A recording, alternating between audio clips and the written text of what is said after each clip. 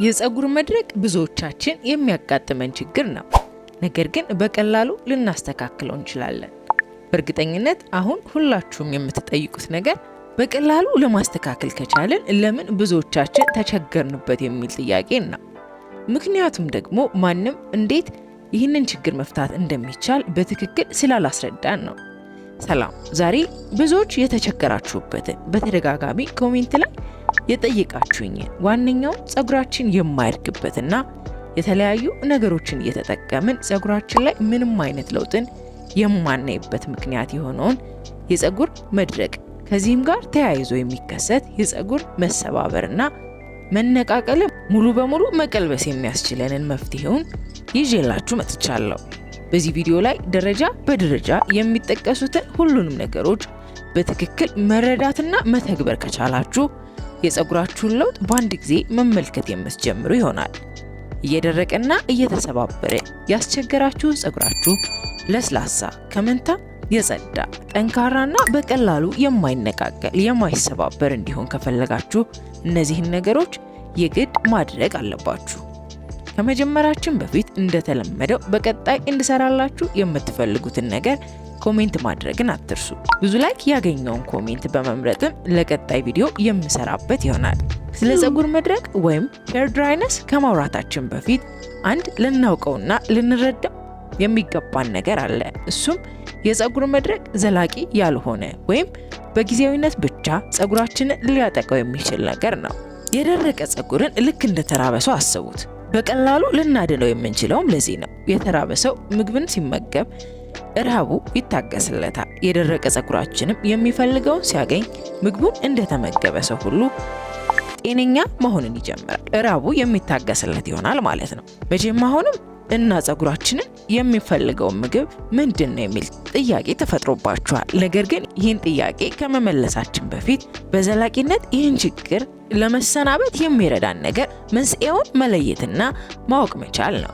ፀጉራችን ቀለም ስንቀባ፣ በተደጋጋሚ በሳት ስታይል ስናደርገው፣ ቶሎ መታጠብ፣ የማይስማማንን ወይም ፀጉራችን የማይፈልገውን ፕሮዳክት ወይም ምርት ስንጠቀም፣ ሻምፖን ከተጠቀመን በኋላ ኮንዲሽነርን መርሳት፣ በመኝታ ጊዜ ጥንቃቄ አለማድረግ ወይም ከትራስ ጋር የሚኖር ፍትጊያ በዋነኝነት የሚጠቀሱት ችግሮች ቢሆንም ሌሎችም ምክንያቶች ሊጠቀሱ ይችላሉ።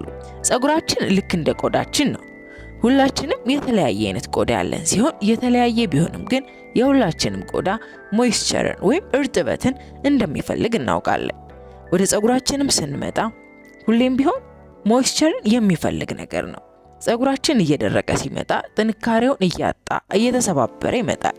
እናም ቀድማችሁ የሚፈልገውን ካልሰጣችሁት የበለጠ የሚደርቅና እድገቱም የሚያቆም የሚሰባበር ደካማ ፀጉር መሆን ይጀምራል። ፀጉርን እንዴት ጤነኛ ማድረግ እንችላለን? የመጀመሪያው ሞይስቸርን ወይም እርጥበትን መስጠት መቻል ነው። ብዙ ሰዎች ሞይስቸር ሲባል ቅንጡ ቅባት ወይም ሌላ ነገር ይመስላቸዋል። እውነታው ከውሃ የበለጠ ሞይስቸርን ለፀጉራችን ልንሰጠው አንችልም። ሁለተኛው ቁልፉ ነገር ሞይስቸር ሪቴንሽን ወይም እርጥበትን ቁልፎ መያዝ መቻል ነው። አሁን በትክክል ፀጉራችንን ጤነኛ ማድረግ የሚያስችልን ሩቲንን እንገነባለን። በዋነኝነት ሞይስቸር ሪቴንሽን ወይም ፀጉራችን ውሃን ይዞ መቆየት የሚችልበትን መንገድ መገንባት መቻል አለብን። ፀጉራችሁ ውሃ ይዞ መቆየት የሚችለው ያልተጎዳ ከሆነ ነው። የተጎዳ ፀጉር ውሃን በፍጥነት የሚለቅ ነው። ፀጉራችሁ መጎዳቱን ከምታውቁባቸው ምልክቶች ውስጥ መሰባበር፣ መንታ፣ ፀጉራችሁ ላይ ጫፉን ከቆረጣችሁት በኋላ በፍጥነት መንታ የሚያወጣ ከሆነ ወይም የሚተካ ከሆነ፣ የፀጉራችሁ ርዝመት አጭርና ረጅም ሆኖ የተለያየ ከሆነ መጎዳቱን የምታውቁባቸው መንገዶች ናቸው። እናም እርጥበትን ቆልፎ መያዝ እንዲችል እነዚህን ጉዳቶች ማጥፋት መቻል አለብን። ምክንያቱም እንደነገርኳችሁ የተጎዳ ፀጉር ሞይስቸር ሪቴን ሊያደርግ ወይም እርጥበትን ይዞ መቆየት የሚችል ስለማይሆን ፀጉራችሁን ከታጠባችሁ በኋላ በውስጡ ከፍተኛ ሞይስቸርን ወይም እርጥበትን ይዛል። ምክንያቱም ውሃ ስላለው። ሻምፖና ኮንዲሽነርን ብቻ መጠቀም ከታጠበን በኋላ ፀጉራችን ቶሎ እርጥበትን እንዳያጣ ሊያደርግልን አይችልም። ከዚህም ላይ ነው ሊቪንግ ኮንዲሽነር የሚያስፈልገን። ፀጉራችንን ከታጠብን በኋላ እርጥበቱን ቆልፎ መያዝ እንዲችል ሊቪንግ ኮንዲሽነር መጠቀም ያስፈልገናል። ፀጉራችንን ከታጠብን በኋላ እርጥበቱን ቆልፎ መያዝ እንዲችል ለማድረግ የሚያስችለን ስለሆነ ፀጉራችሁ ላይ ሊቪንግ ኮንዲሽነርን የማትጠቀሙ ከሆነ የፀጉራችሁ መድረቅ ሊያስገርማችሁ አይገባም። ምክንያቱም እርጥበቱን ቆልፎ መያዝ ካልቻለ በፍጥነት እርጥበትን የሚያጣ ስለሆነ ሊቪንግ ኮንዲሽነር መጠቀም ይኖርባችኋል። ሊቪንግ ኮንዲሽነር ብዙ ጊዜ ቀለል ያለ ይዘት ያለው በመሆኑ ለሁሉም የፀጉር አይነት የሚስማማ ነው። ነገር ግን በውስጣቸው ያሉትን ይዘቶች ወይም ኢንግሪዲየንቶችን መነሻ በማድረግ እንደ ፀጉራችሁ መምረጥ ትችላላችሁ። ለምሳሌ ያክል ለሃይ ፕሮሲቲ ፀጉር የትኛው ሊቪንግ ኮንዲሽነር ይመቸዋል፣ በተመሳሳይ ለሎ ፕሮሲቲም የትኛው ሊቪንግ ኮንዲሽነር ተመራጭና ተስማሚ ነው የሚለውን በውስጡ ባሉት ግብዓቶች መለየት ትችላላችሁ። ሌላኛው የፀጉራችሁን ጫፍ መርሳት የሌለባችሁ ሌላኛው ነገር የፀጉራችሁን ጫፍ ሲል ማድረግ መቻል ነው።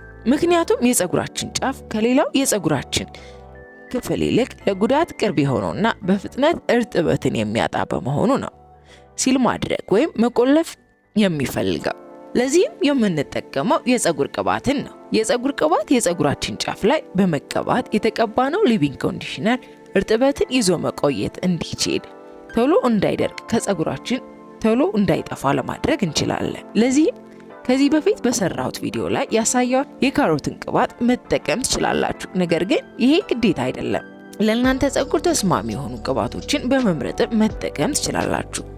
ሌላኛው በቤታችሁ ውስጥ ሊቪንግ ኮንዲሽነር ከሌላችሁ በቀላሉ የሬድ ጀልን ወይም የተልባ ጀልን በማዘጋጀት እንደ ሊቪንግ ኮንዲሽነር ልትጠቀሟቸው ትችላላችሁ። ሌላኛው ፀጉራችንን ከጉዳት የምንታደግበት ዘዴ ሞይስቸራይዚንግ ፕሮዳክቶችን ወይም እርጥበትን ለፀጉራችን መስጠት የሚችሉ ምርቶችን በመጠቀም ነው። ለዚህም ኮንዲሽነርና የፀጉር ማስኮች ዋነኞቹ ናቸው።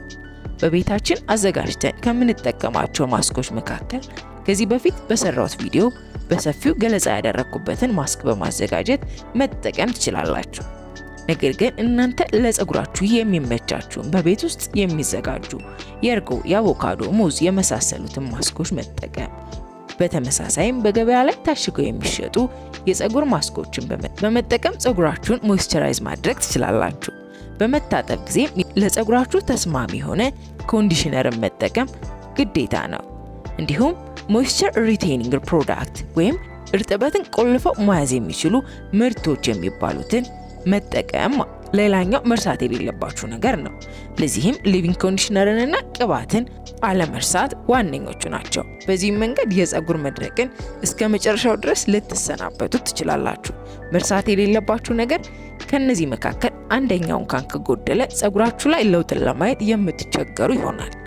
የተጎዳና እየደረቀ የሚያስቸግራችሁን ፀጉር በትዕግስት እነዚህን ስቴፖች በመከተል ማከምና ማዳን ትችላላችሁ። አብራችሁኝ ስለቆያችሁ በእጅጉ አመሰግናለሁ። በቀጣይ እንሰራላችሁ የምትፈልጉት ማንኛውም ነገር ካለ ኮሜንት አድርጉልኝ። ድጋሚ እስከምንገናኝ ሁላችሁም በያላችሁበት ሰላም ቆዩ።